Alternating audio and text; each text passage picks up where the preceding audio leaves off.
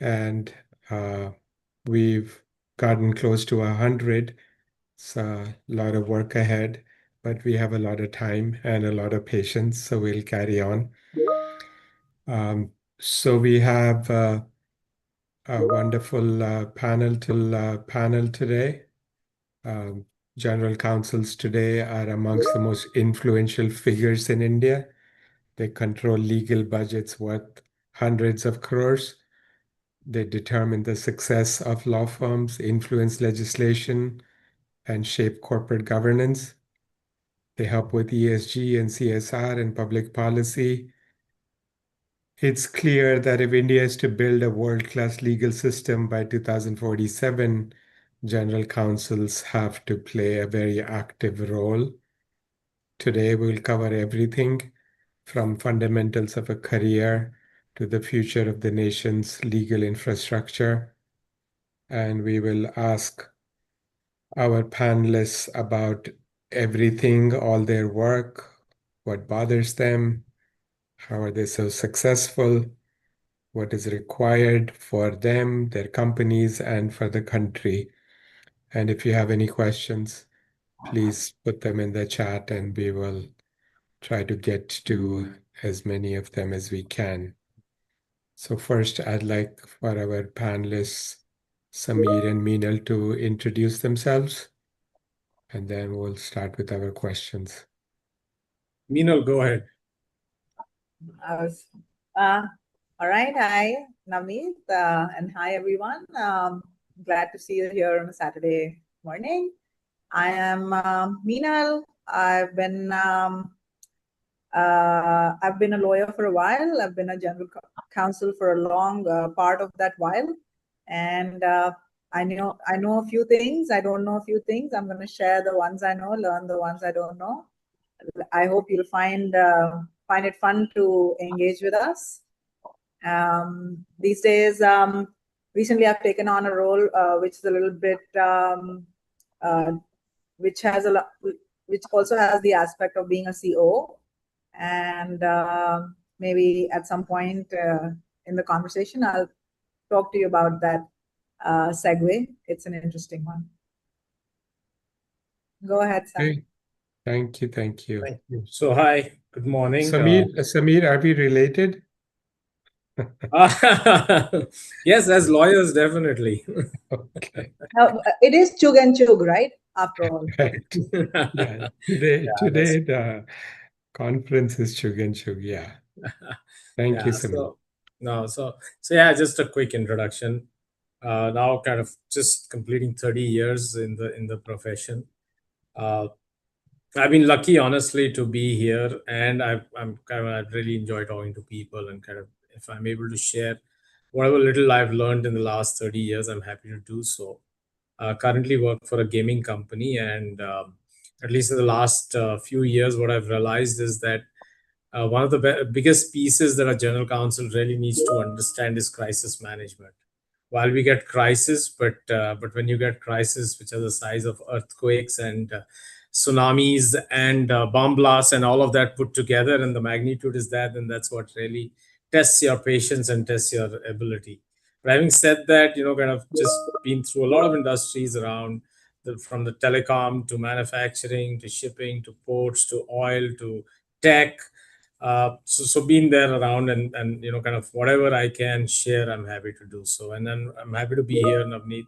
It's good to be here. I know Saturday morning, but actually it's a nice Saturday morning to really get in front of people, have a conversation, talk to everybody.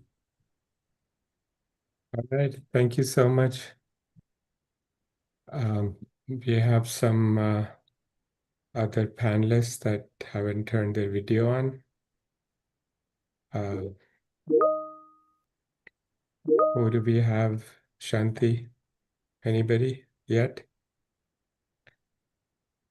Okay. So, Minal, what do you do at work? What do I do? I have an agenda every day for what I'm going to do. I just think most of the days I only managed to hit 40% of what I thought I was going to do. What's your role at the company? Yes, I am the CLO, the Chief Legal Officer, and the COO of the company. So I'm actually, for the first time, doing a role which extends its boundaries as the CLO. And it's a trading company. We do US futures. It's actually a company that closely works with technology very, very deeply. So, it's a JV between Omninest and Rhythmic, and so they're all tech players. So we're creating a new product in that JV, and given that it's US futures, we are closely tied to Rhythmic, which is the data supplier, a market data supplier, and the OMS RMS for all the stockbrokers in the US. And so here, what I do is that I take the strategy that we have and I deploy it internally within the company as the COO. Which means that I break down the strategy amongst different departments and give them the strategy as to how they're going to operate the company. I also oversee, for the first time, financial operations, which was beyond my mandate in all my previous orgs. So I take care of that bit as well. But yes, for 50% of my job, I'm also a CLO, and I take care of all the regulatory risks in the US market and all over the world, because the product is a global product. We've seen a deep uptake within just months of launch all over the world, because it's a simulated environment that you're trading. So there's a lot of How many lawyers, Meena, at your office? We have, this is a small team. We have around 4 right now.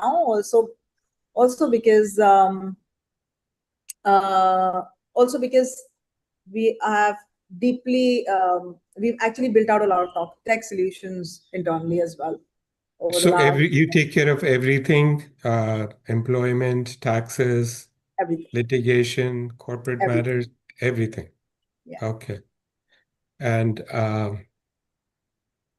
do you have a lot of lawsuits going on? We don't have any lawsuits going on. Okay.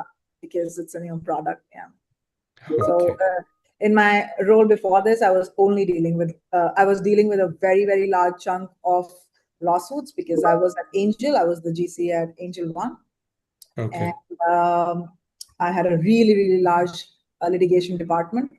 For now, I'm trying to make sure that we don't get that here. And who do you report to?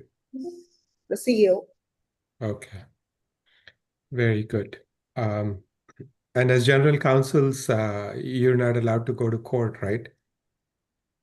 No, we're not, because our SANA is stripped off. Okay. Very good. So Saurabh and Isha, thank you for joining. Give us a short introduction. Saurabh? Hi, Navneet. I'm Saurabh Malhotra. I'm heading the legal risk and compliance for Intertech in South Asia region. It's a company which deals in quality assurance business, and the South Asia region is India, Bangladesh, Sri Lanka, and Mauritius. Thanks. Good. Isha? Hi, good morning, everyone. I'm Isha Chakravarti. I head the legal and compliance function at the group level at Controllers Data Centers Limited. So broadly, like, at the group level globally. So Controllers is into data centers and data center constructions and cloud services. Wonderful. Thank you. So Samir, how many outside law firms do you work with?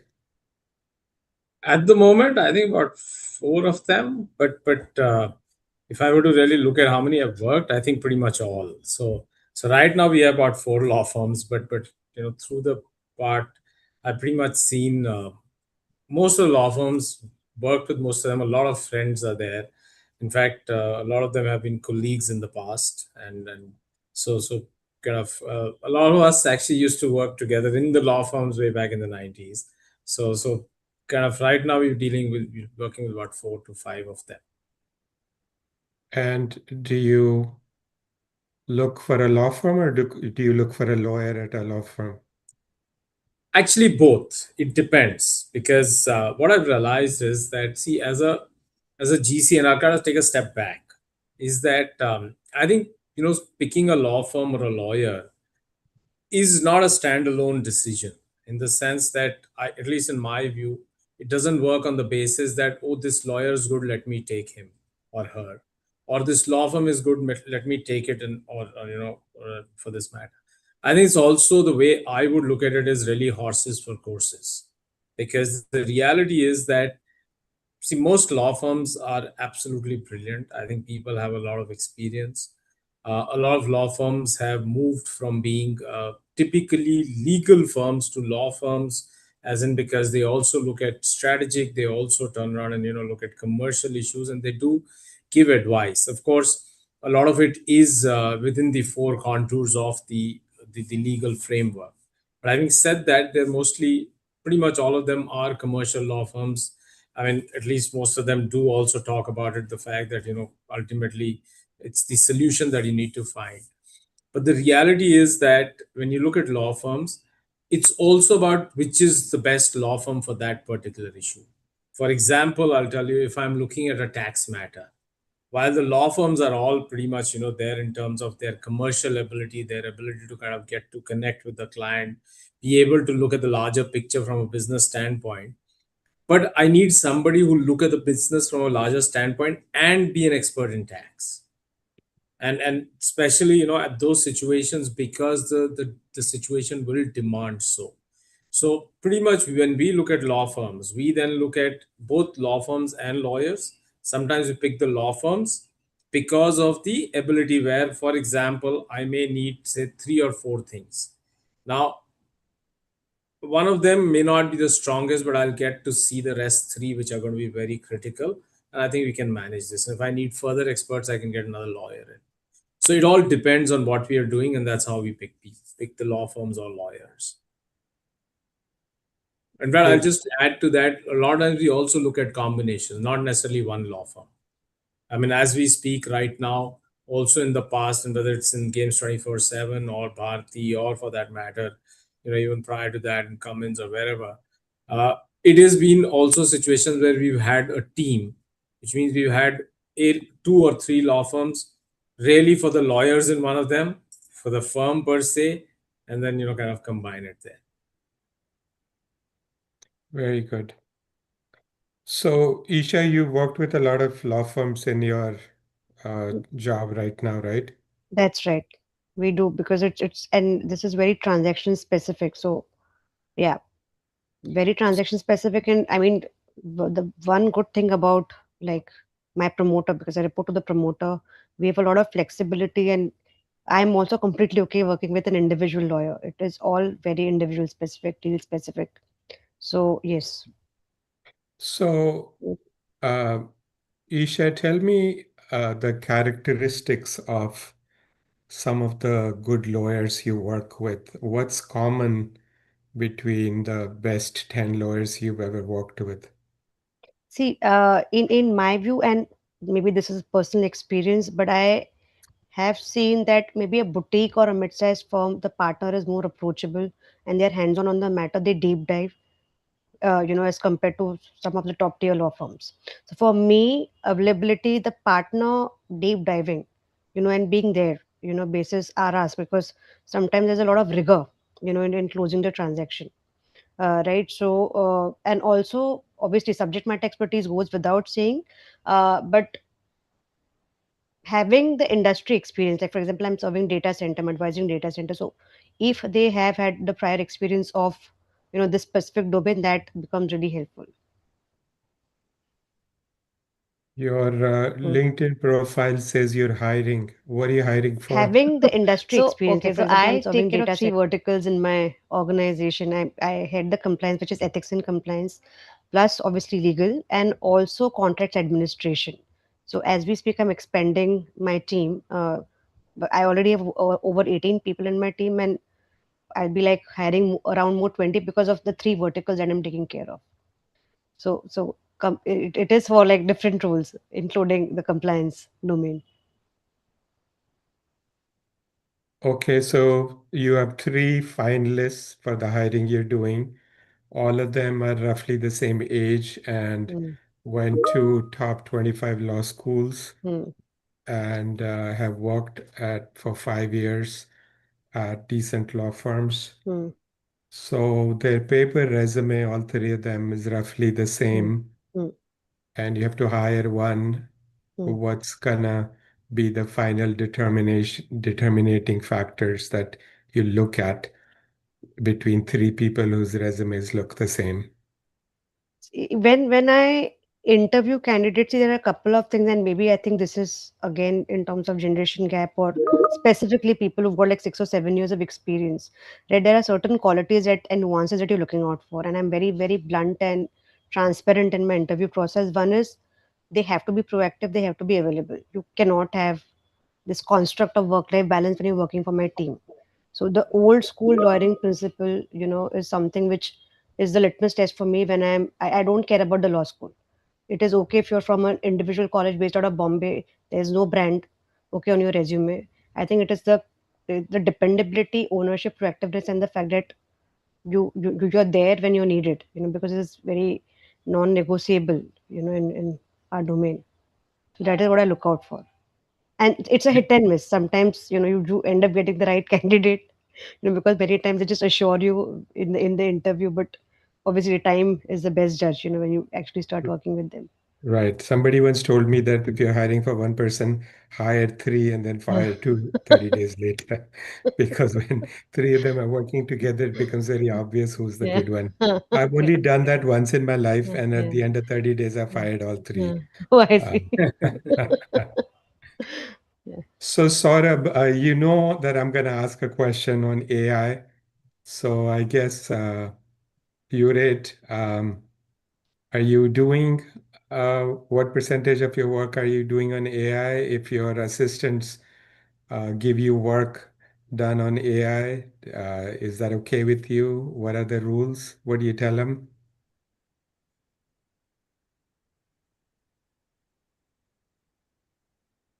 Okay, Meenal, you get to answer that. Because I wasn't gonna answer it. I didn't hear the question well. Can you So can you tell me? AI, are you using it? What are you using? What percentage of the work? If your assistants use AI, what's your instructions to them? Oh my God, I am such a wrong person to answer this. I am a person who has spoken about technology in every conference that I have been to. I'm actually pretty well known to be extremely siding with this technology, and I actually have.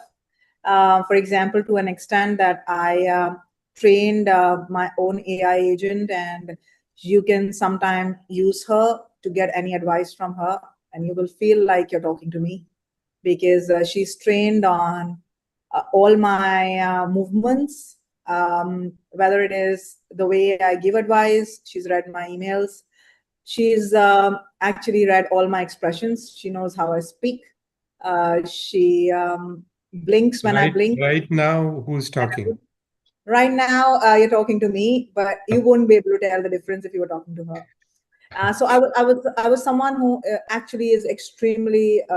I love technology. I use it very very deeply. At Angel, I had completely integrated the technology so deeply into our team that I felt that the 40-member team that I had built could be made could be constructed better, because after we have trained the AI with a lot of paperwork. So I'm not talking about general technology. I'm talking about the technology that we've customized and trained ourselves with the bylaws and the NSE bylaws or the SEBI circulars, etc.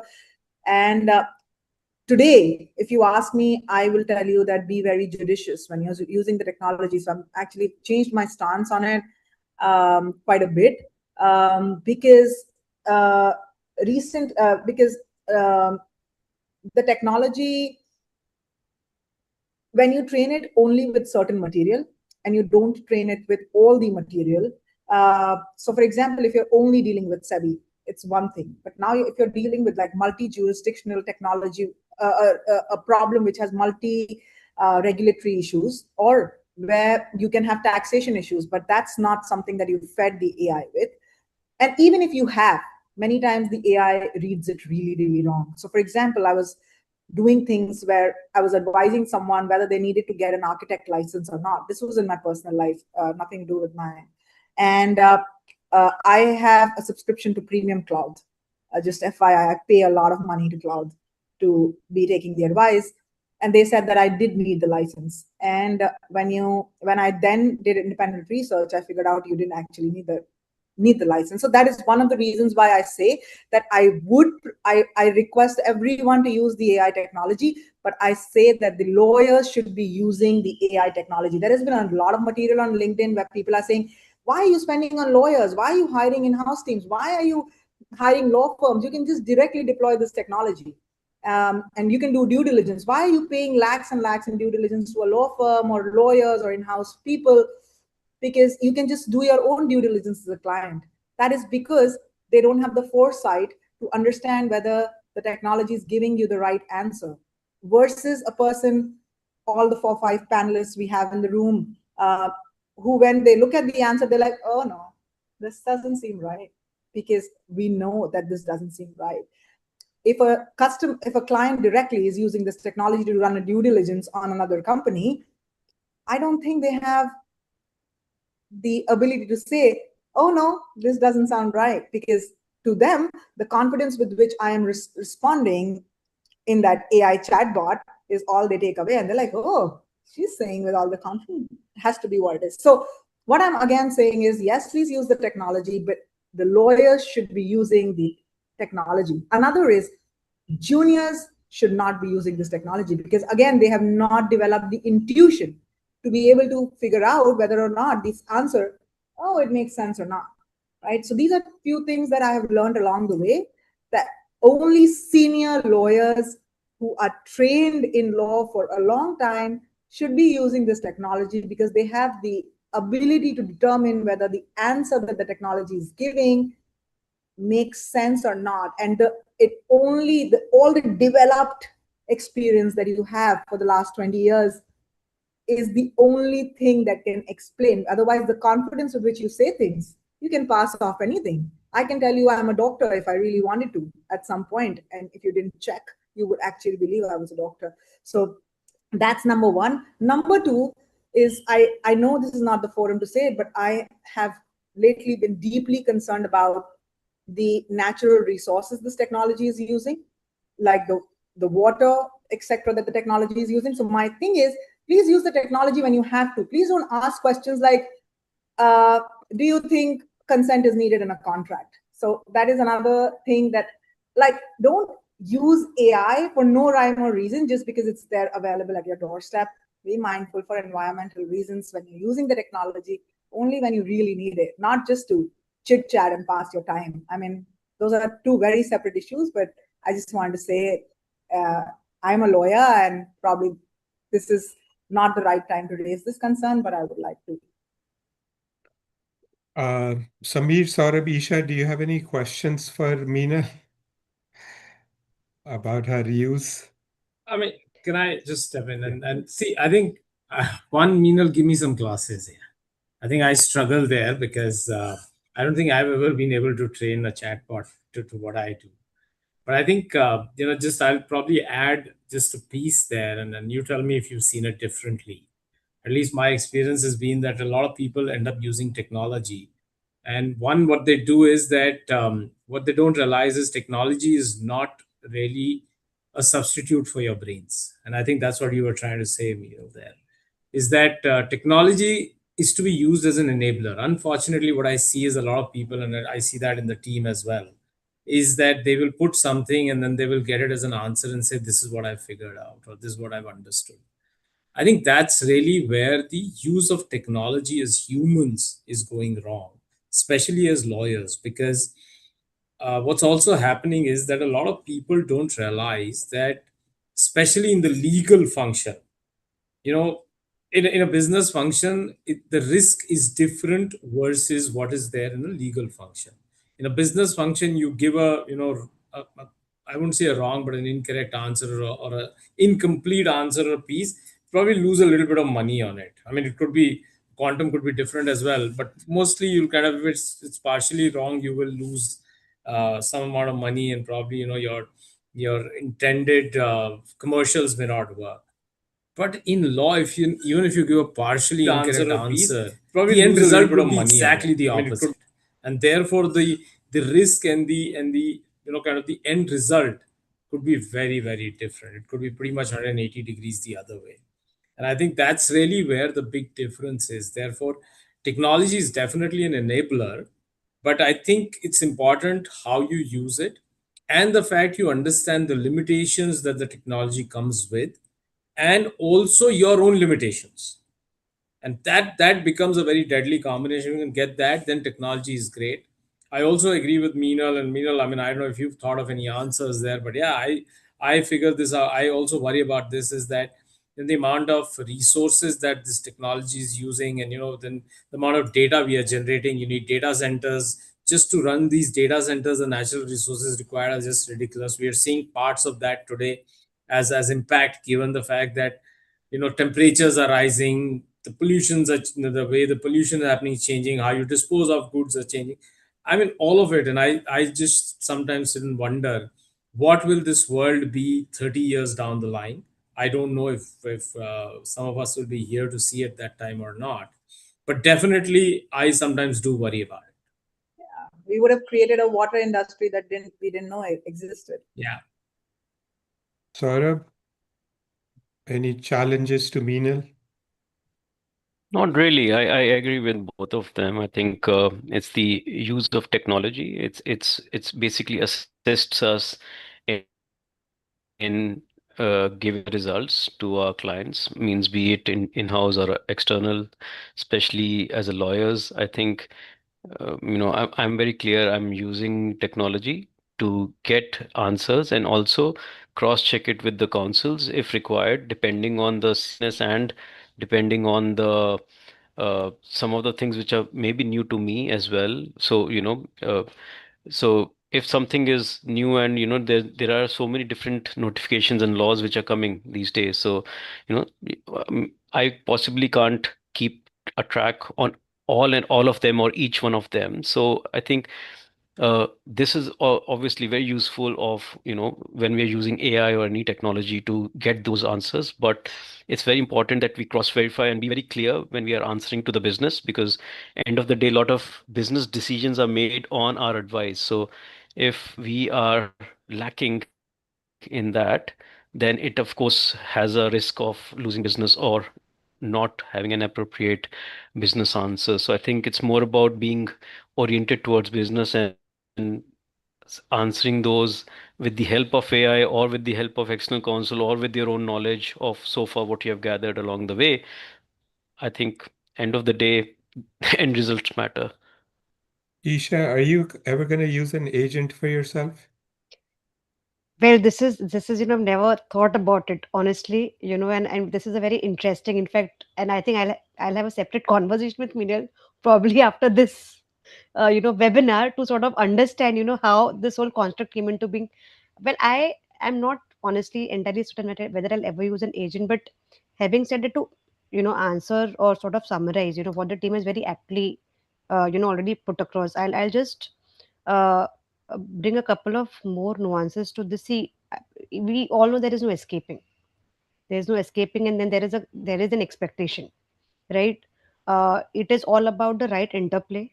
Where how you integrate it to the extent degree. Aid, assist, yes. Replace, not certain about it right now, given the challenge that we've seen. And some issues that the forum members pointed out, because I'm from the data center industry, so I can correlate, because you got to address, minimize, find a solution, to the whole thing.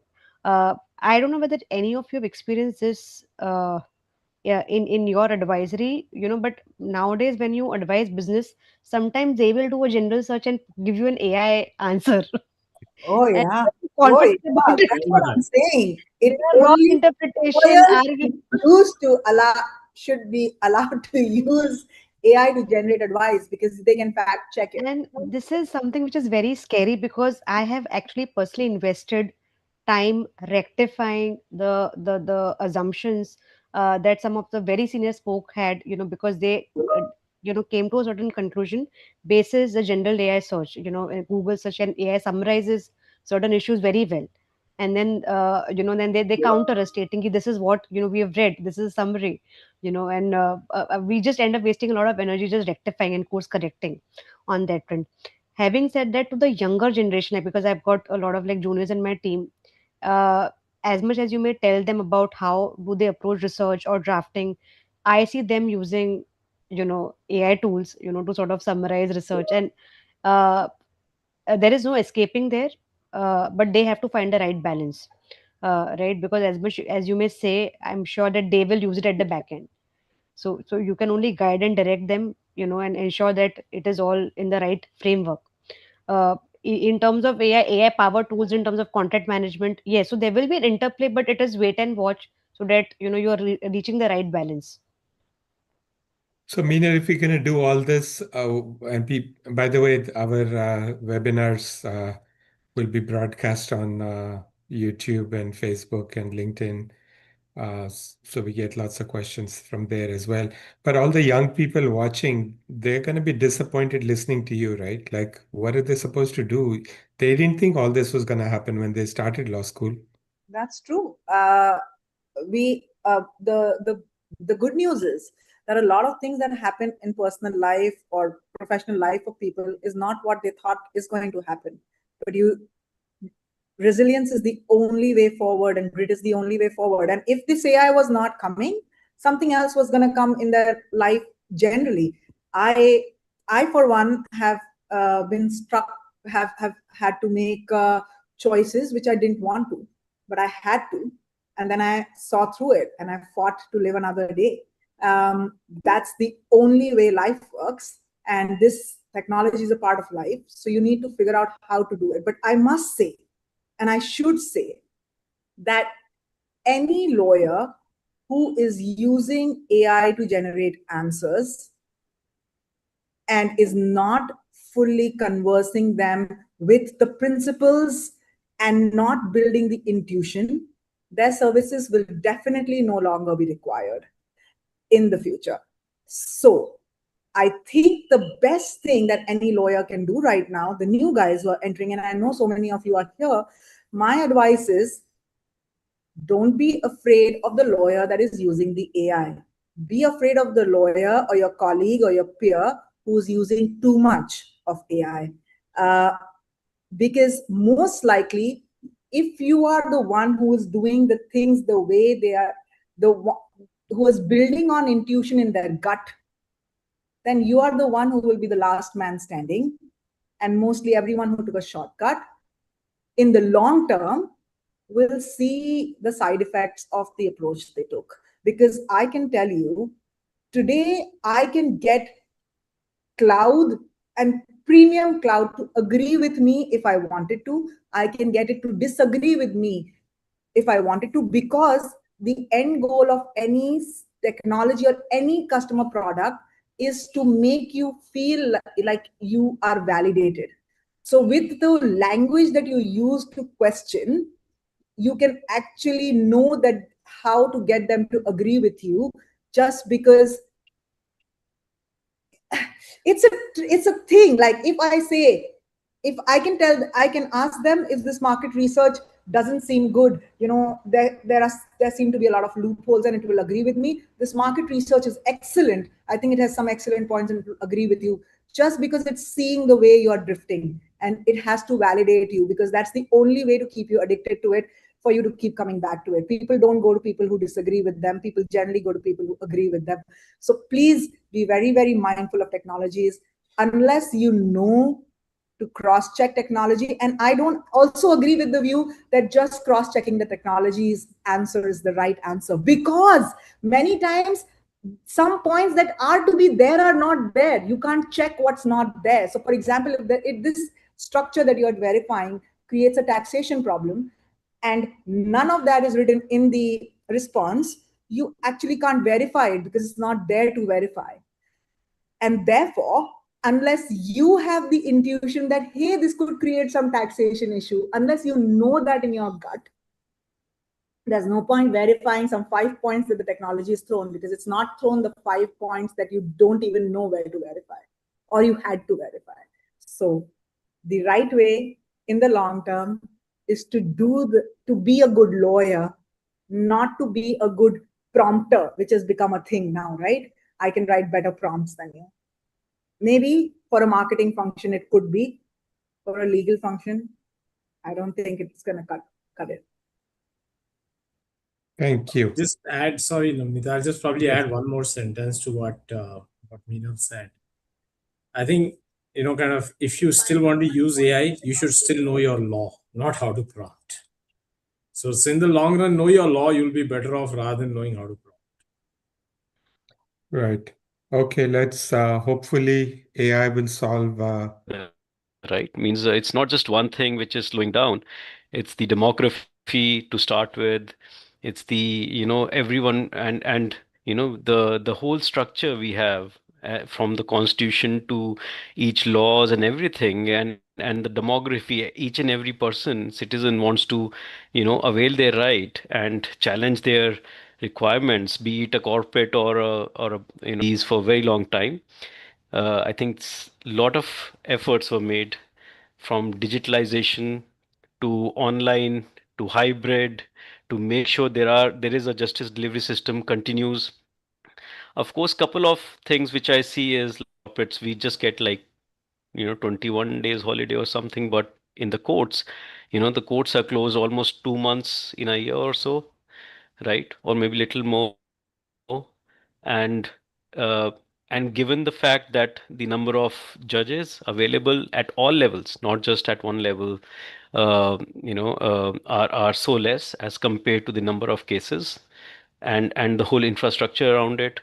So I think, of course, it's a multi facet issue, and they have been, everyone is trying to address from different angles. May introduce the mediation processes, introduce the arbitration processes into this, so there is reduction of cases which are currently going on, or anyone who's aspiring to go to the litigation, at least they first go for the mediation and then try to come back to the court if at all they are not able to sort out their matters. It's a multi-bagger. It's a at different angles, different point of views, it needs to be addressed in different forms. Uh, and I think there are various firms and various NGOs who are also been working along with the government in this whole scheme of things.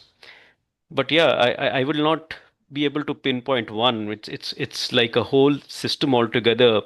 We can't change the whole system, but how we can make it more efficient by adding some valuable points which make an effective change. And it's not going to be a one day change. uh, of course, there have been talks on how AI can start delivering justice rather than judges. Means, is it possible? I don't know. Means, maybe similar matters. If judges can be given a portfolio, those portfolio of different cases are just put it in the AI. There are so many judgments using the precedents for last 75 odd years of the independence. There's so much of thing, and start delivering the justice and then let people go for the appeal or whatever. Means, I don't know. Means, there's so many ways to look at certain aspects in this whole pendency of cases, and how the whether it's a roadblock or whether it's a system where it is kind of a stuck situation and we need to get out of it. So let's ask Isha for help. Isha, you're made Law Minister of India for 30 days, and you're only allowed to make 3 changes to the Indian legal system. What would those 3 changes be?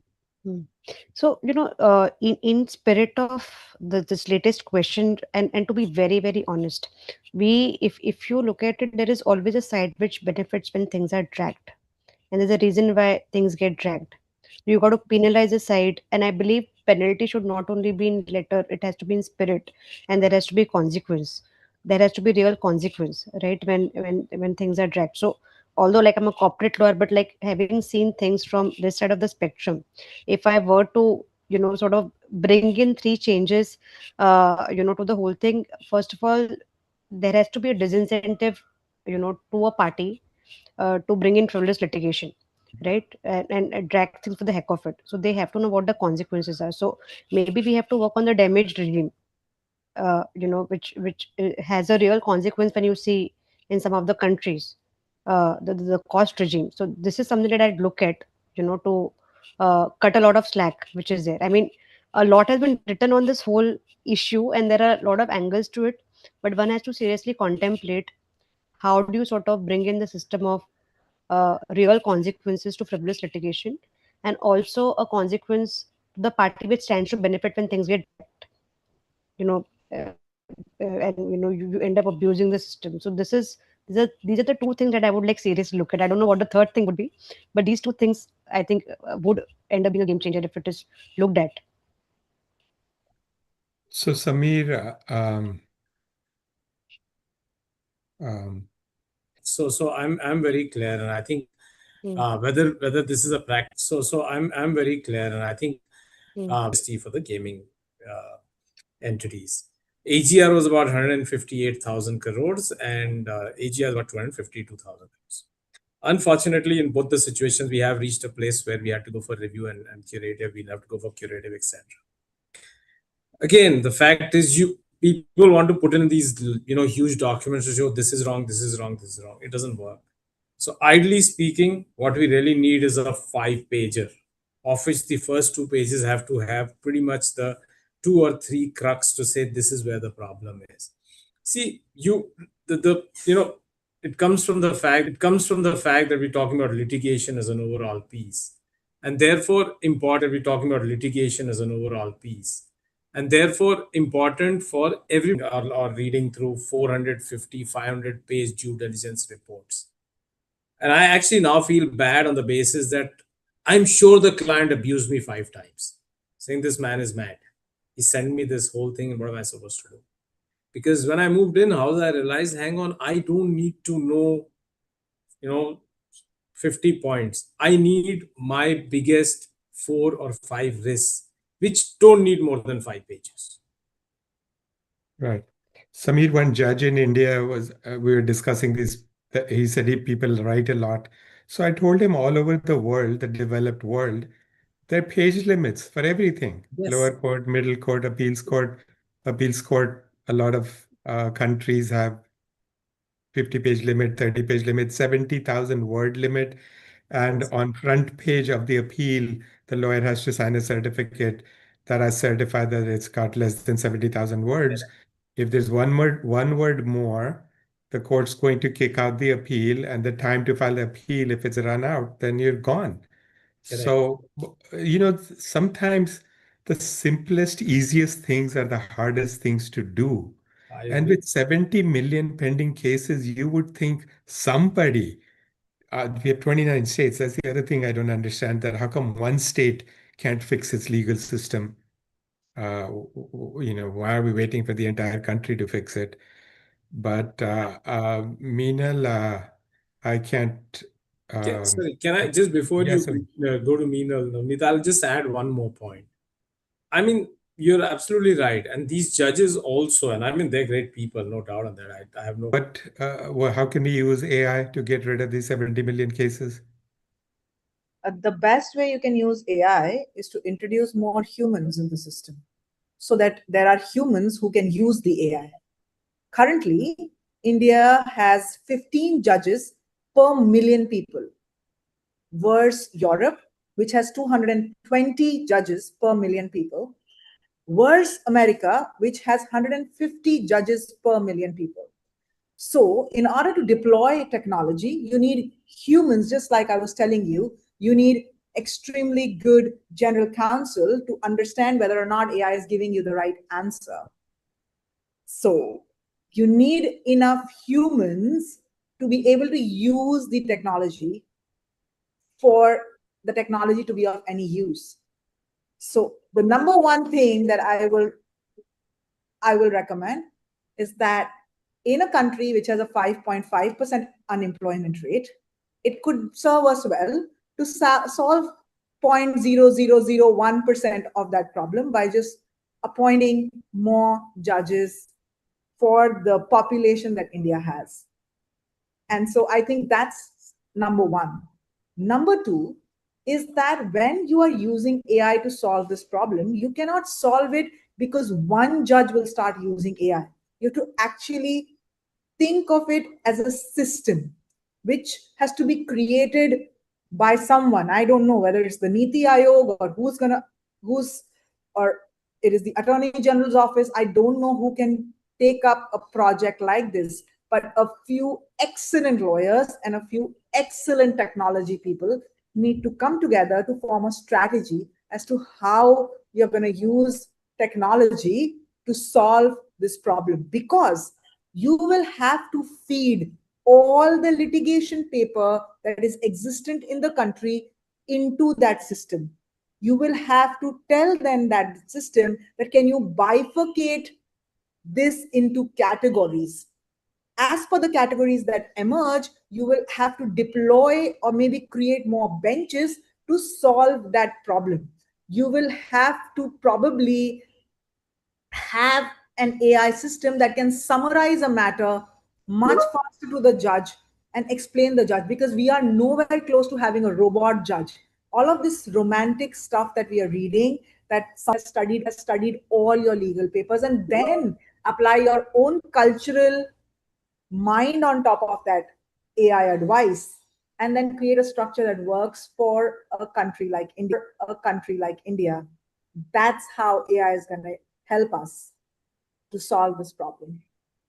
Not by teaching it to one judge and figuring out how they can probably write their judgment quickly with the AI. That problem is too small a problem or too far away a problem to solve right now. It is a systemic problem. So, Meenal, I hope you believe in reincarnation and you'll get more lives. But this life, can you India using AI and forget about everything else you're doing? I have thought about it a lot, just to tell you. Okay. I a few days back, I wanted to, I was actually in a conversation with someone and I was thinking, you know, we've been working as lawyers, we've been working a lot, for businesses. We are all business lawyers here, right? But a lot of us, a lot of minds like ours. We're going to do a ILA session of the 100, and I've done a lot of research now, of the top 100 people that got us independence, 27 were lawyers. Nehru, Gandhi, Jinnah, Sardar Patel, and on and on and on and on. 27. So we're going to do a ILA webinar and salute these 27 people and honor them and talk about them, because we're going to print a list of the top 100 people that got us independence, and then we're going to highlight the 27. But look at these people that got us independence and fought the British Empire. Now we're worried about stupid pending cases. Out of 70 million, maybe 2, 3, 4 million people are dead, and somebody just hasn't removed them. Half of them, the government of India is either plaintiff or defendant. A quarter of them, sadly, are criminal matters. And world over, all the powerful, rich, successful countries, somewhere between 60% to 99% of criminal matters, 99 in US, 60 to 99% of criminal matters I actually really love my work, so I can't Okay, say how that happy are you? 0 to 10, how happy are you in life? Oh my God, that's a very tough question. Samir is the right. Samir, please lead the way, and then I will follow. No, I want to ask you for a reason because of the next sentence I want to say. So pick a number. How happy I am in life. Oh my God. Okay, I never. Oh my God.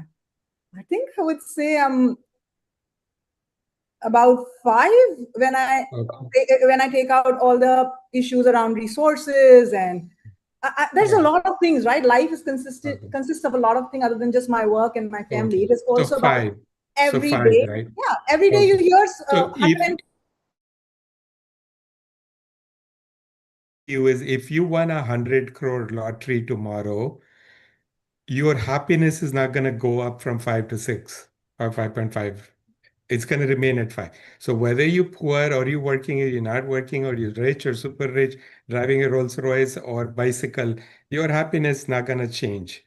So if you think all this other stuff you're chasing is going to make a difference in your life, it's not. So let's move on with the 5 and do something super constructive. Okay. Um, if money is a problem and if that's holding you back, then tell me what your CTC is, and you quit and you work on fixing India's legal problems, and the money will show up in your bank account every month.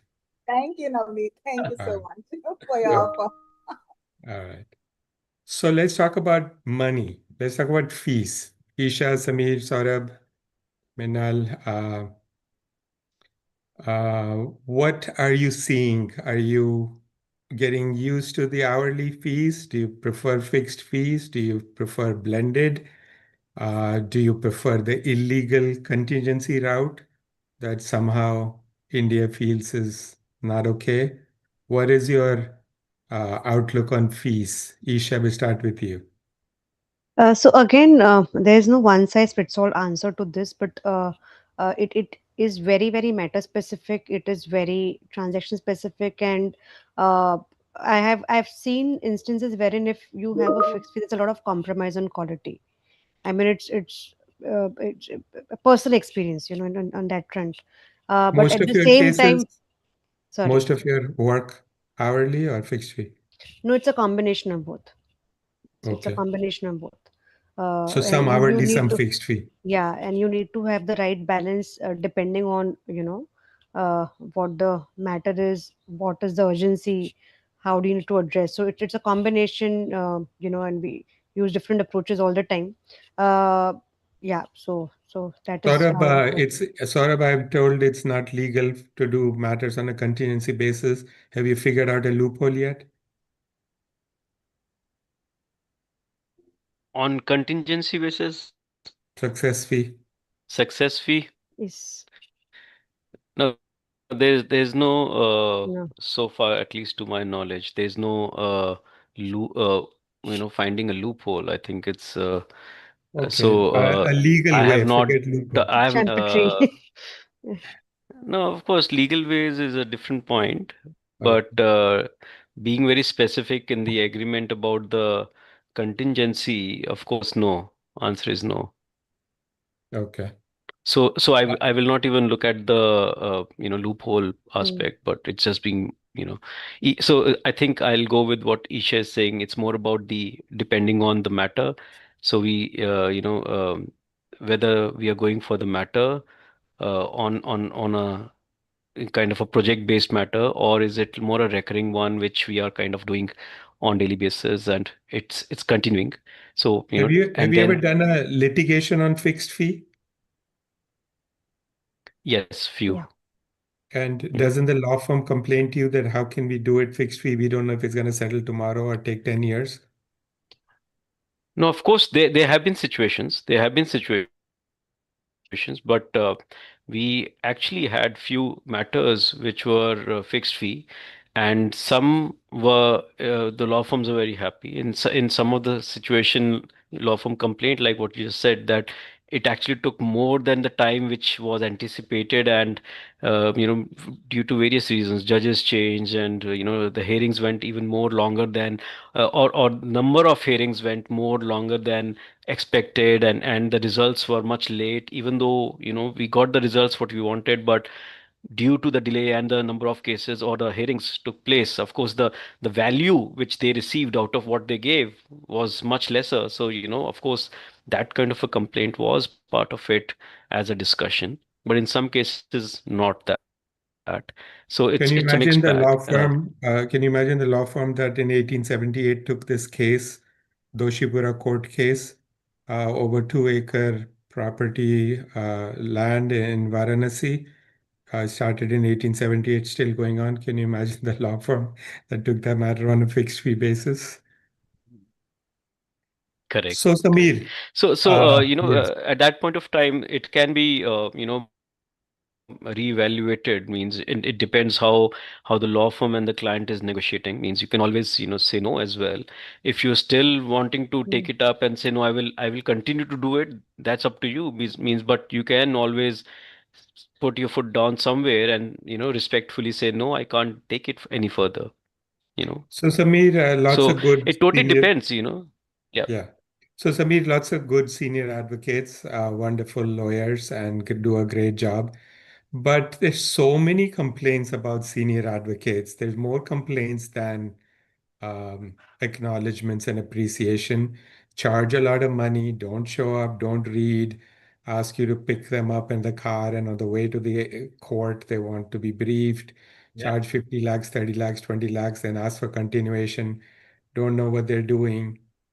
Uh, do we need these senior advocates, Samir?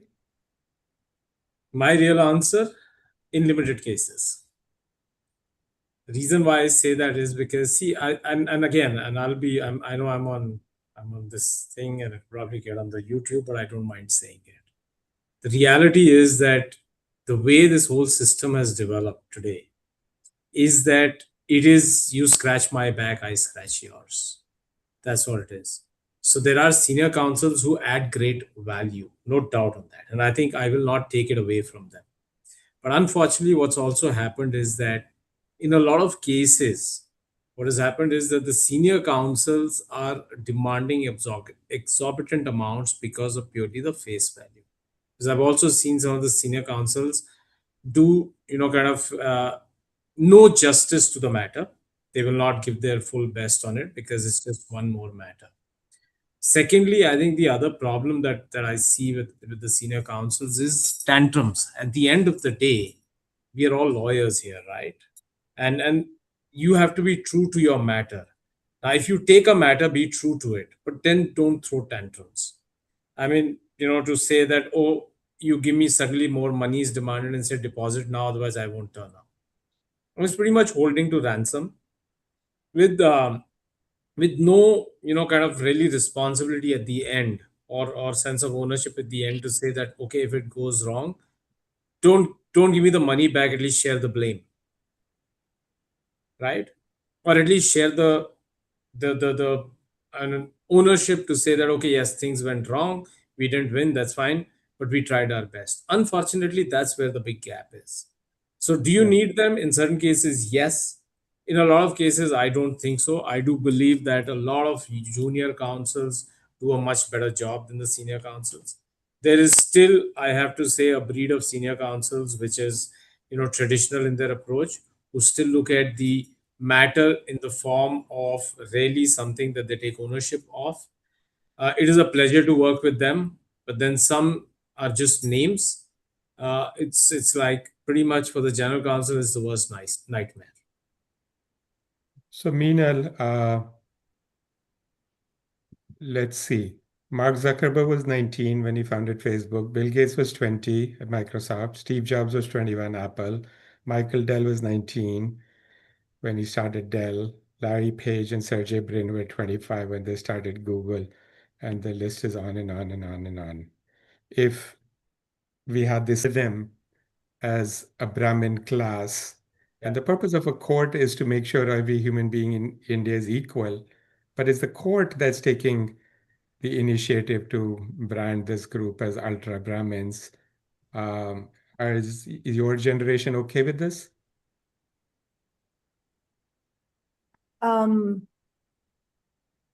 I can think of a controversial answer, but let me think of the better one. Let me think about it a bit. Remember the lawyers for the British Empire. What are you worried about controversial answer? I am sometimes worried, but meeting is recorded. I think what's eventually going to happen, to tell you the truth, is that if younger lawyers are ready to grind it for a bit in litigation, really good brains for a while, and if they stayed there, you will see that the system ultimately will have no choice but to become redundant, because I think what's technology, for all the flip side that it has some amazing side as well, Navneet, which is that the experience, having too much experience, in my view, I've already started. I used to be the GC for Temasek's tech arm just a few years back, and when we used to get into a room and we were studying or deciding whether or not we should invest in a company, we used to actually say, we have to check if the person has too much experience, because too much experience is actually a problem, because they only think that the way that to get things is the way that they think that they have been doing the things have to get done that way. These are people with less flexibility. So what I'm also trying to say is that already in the business world, we are seeing that a lot of experience is not something that you're just lauded for because you have been doing that for a really, really long time. Rather, if flexibility and adaptability is not seen in your attitude, it's actually the experience goes against you. And so eventually, as the young leaders will enter this field, if the system does not actually proactively change itself and change how this whole thing already is, it will eventually die out on its own. You will see in the next 20 years. I can't speak to already right now because there are a lot of people in transition already. I thought you were going to say that Claude and ChatGPT and Gemini are now senior advocates. I wasn't going to say that at all, because I have been telling you that cloud, ChatGPT, and any of these things should not be used by people other than lawyers. So it will never replace the lawyer. It could it and cannot be directly attached to the client. And the clients are preparing the complaints on ChatGPT and sending it to us to file. So that's, as I told you, that's the trend we have to advocate against, because it's going to be very, very detrimental. So the only way you will see the system will die out by itself, because as we move forward in life, just having experience is not. So if you don't continue with a malleable attitude through your experience as well, I think people are not really interested in dealing with you anymore. At a few of us will still, a few of the people who are doing that and are at that ages will still continue with that because they have learned it as a part of their conditioning. But the new guys in, I don't think they consider purely number of years of experience or your past or your bright past as how they choose you today. They choose you for your attitude today, on the day I have come to meet you, not because you were really, really good 10 years back. wonderful. So I have a lot of questions here from all over. So let me ask you, let's do a rapid round, give real short answers, 30-second, so we can cover all these questions or a few of them. So Isha, the first one to you, what all sources do you refer to on a regular basis to remain updated? A lot of online portals, online live law. I mean, there are a lot of online portals these days, right? Apart from your standard periodicals, the combination of both. Okay. Sameer, how did the RMG ban last year and the GST-SC ruling impact your company? We shut down, we pivoted, doing different things, but yeah, we shut down. Okay. Saurabh, what happens when legal opinion conflicts with commercial opinion? Business people always expect legal to look the other way.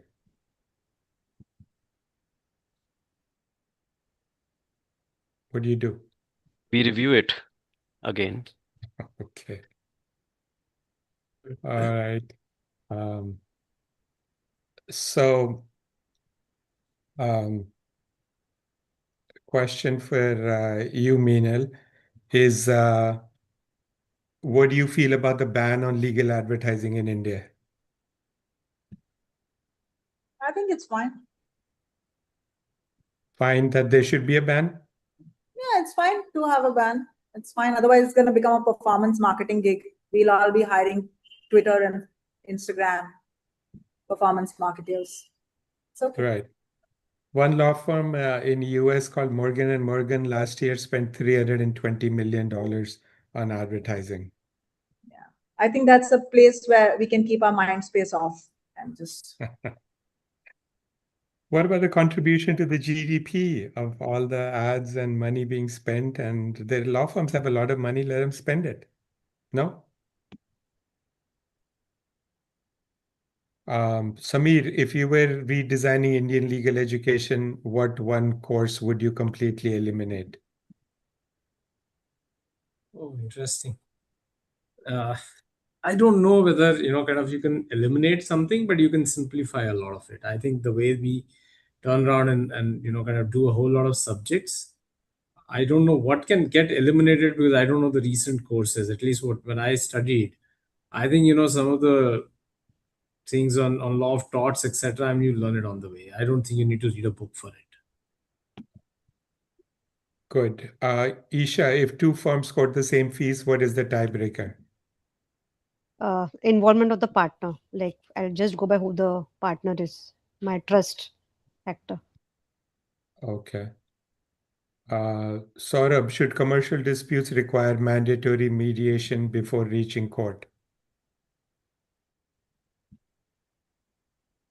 Yeah, the whole purpose of bringing this was to reduce litigation in India. So, yes, it's there's no harm because there's no other way to reduce at this stage. This is the way judiciary as well as government thinks so. So, I'm totally okay with that. But not all Section 12 applications get sorted in mediation, and then of course the parties have the right to go to the court. So I'm okay with that because some of them do get discussed, and some people try to solve it at mediation level. So I'm okay with that. Meenal, do you request or require your outside counsel to commit to some pro bono work every year? No, I've All not. right. I've never done that in the past. Do you know you can? I know I can. I've never done it. Okay. Saurabh, sorry, Sameer, what mistakes do law firms repeatedly make when engaging with outside counsel? Law firms make with outside counsel, as in you mean Uh, seniors? I mean, you as general counsel, what mistake do in-house counsel make hiring outside law firms? I think a lot of times people will make the mistake. As I said, we don't go with horses for courses. If there's a law firm that you have, then you'll probably turn around and look at them only as the first place. But I would always say that have more than one, have the right people, and therefore pick the right people for the right job. Good. Saurabh, do you, when you hire an outside counsel, do you ask the outside counsel that you need another lawyer assigned to the case whose job it is to just settle the case? Not really. Okay. Isha, have you ever told an outside law firm that if the case is not settled within 1 year, I'm gonna remove you from this matter? No. Okay. Finally, a question for all four of you. Thank you so much. You guys have done an incredible job. I think I've covered more questions than I ever have. But my final question to all of you. You guys control a lot of money of legal spend. You decide which law firms. You influence boards, regulators, policymakers, ESG, CSR governance. If India's legal system is still broken 20 years from now, what responsibility do you take for being part of the fact that the Indian legal system is still broken?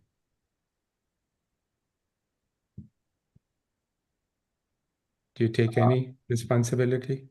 No, Saurabh? No, okay. thank you. Samir?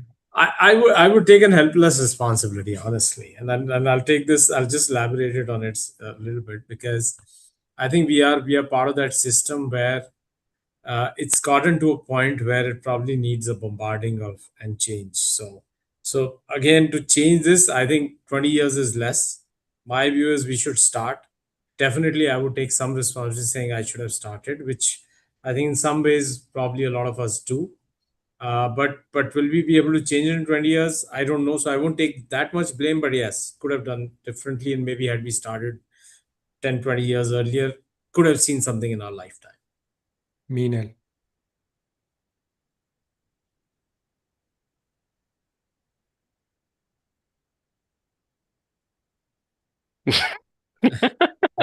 Uh, um, Yeah, Meenal will take the responsibility. I think we all will be responsible for the broken system. We already are responsible for the broken system that India has, because we chose to qualify as lawyers. And then we kind of left the profession.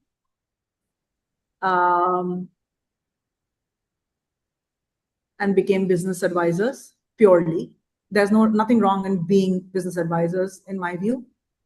But I think there's also something wrong in spending 100% of your time on just business advisory. There's a lot of merit in breaking your time, where you're able to solve something for the country systematically with some part of your time. And if,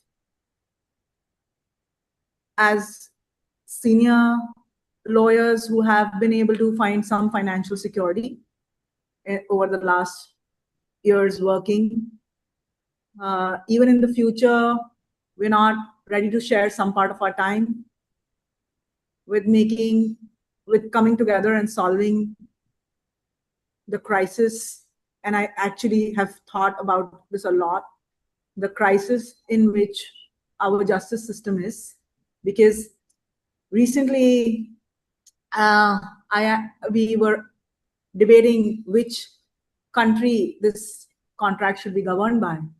And we said, do we want that when the document goes in dispute, should it be solved, or should it just remain for 20 years? And that was the debate that I was having with the US lawyer. And we said, if the end is that it should not get solved in a year, then probably Indian law is the right law that the document should be governed with. And that kind of breaks my heart somewhere. And I think, yes, we will be responsible if we didn't find it in our hearts to dedicate a decent amount of time, even after finding financial security, in coming together and trying. I'm not saying that just because you try to do something, it will solve it, but not at least trying solve it. So we will all be responsible, at least the good ones, the good lawyers that we have. Isha? So I see that there are two parts answer, to this whole responsibility matrix. One is as a GC or at a personal level in my professional capacity, if I'm gaming the system now and I know what are the loopholes and I'm adding on to the malice, I'm personally responsible in a professional capacity 20 years down the line. So responsibility rests on each of us to ensure that we do not game the system or add on to the existing malice. The other part to it is that we are in a position where we can be, and again, it is a very long race, but we are part of advocacy group, do what it takes, okay, at some level, in addition to what we've been doing in our professional capacity. If I fail to do that in whatever ambit and capacity that I can, I think I'll be personally responsible to some extent. So yeah. Thank you. Yeah. Contrary to what Saurabh may have said, I think who should be making noise to fix the legal system? The government, the states, the state law ministers, the central law minister, the judges, the attorneys. But I think the primary responsible, or one of the parties responsible, is the industry association, because the who is suffering the most that we don't have a very good legal system, it's the lawyers, right? So 1% of the lawyers in India are making a lot of money, 9% are doing well, but 90 aren't necessarily. So we don't have an industry body, and so we're trying to do all of this to create Indian Lawyers Association as a platform where we discuss all of this. We don't have any agenda as such. Obviously, the agendas are clear. We want India to be a first world nation as quickly as possible. But the purpose of ILA is just to provide a platform. And for all four of you, one panelist couldn't join, Satyajit Gupta of EXL, but all four of you to join um, was taking responsibility. So thank you so much. Our Appreciate this. pleasure. Thank you. Thank you. Thank you very much. Thank you. Thank you. Come back. Sure.